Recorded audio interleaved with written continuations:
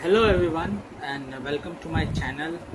Today I am going to rant about the Indian media, and the reason for that will be very clear soon. I hope I am visible to you and audible. So why am I ranting against Indian media?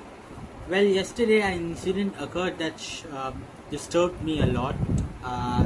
There is a commentator online who comments on sporting events, cricketing events, and I used to respect him a lot. I won't name the channel, but it's a very popular YouTube channel, and I saw that channel airing Virat Kohli's videos. Someone had apparently taken secretly filmed Virat Kohli outside his house, and I did not like it. So I got angry, and I got angry impulsively, and I sent a super chat to that channel stating that I lost respect for you. You had no business filming him, and I'm subscribing. Then the gentleman in question, whom I used to hold in such high regard, bluntly tells me that not to give threats. I said I'm not threatening. I did unsubscribe, and I'm never going to watch that channel. Not to give threats, this and that. If you want to unsubscribe, you want to unsubscribe. You said Virat Kohli is a public figure. We can film him wherever we want. This channel did not use the footage. It was already in media, all in public domain. Well, if others are doing it, that doesn't make it right. Wrong is wrong, whether someone does it or not. Right is right, whether no one does it or not.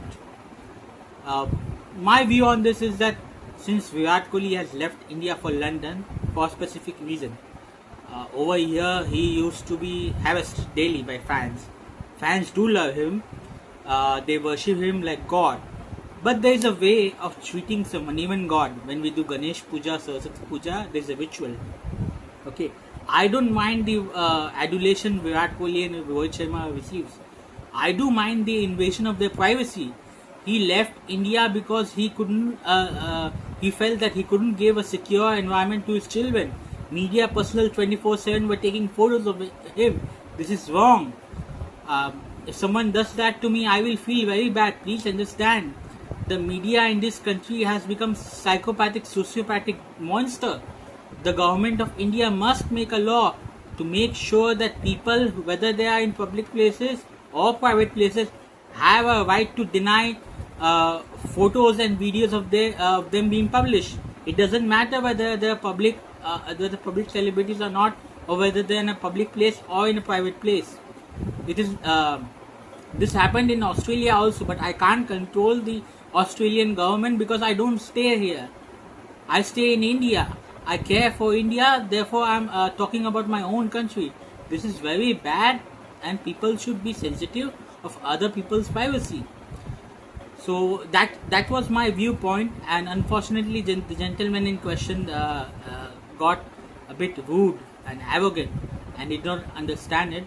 So I just wanted to put my viewpoint across you guys, and you can comment, and please be sensitive to other people's needs.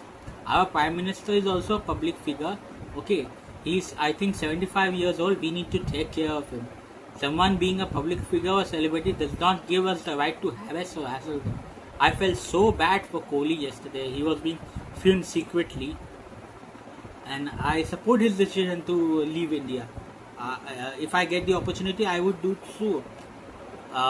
Army men, engineers, doctors, lawyers, and sportsperson are someone who you can consider as a role model. Virat Kohli and Rohit Sharma are role models, but please take care of them. Don't insult them. Don't harass them.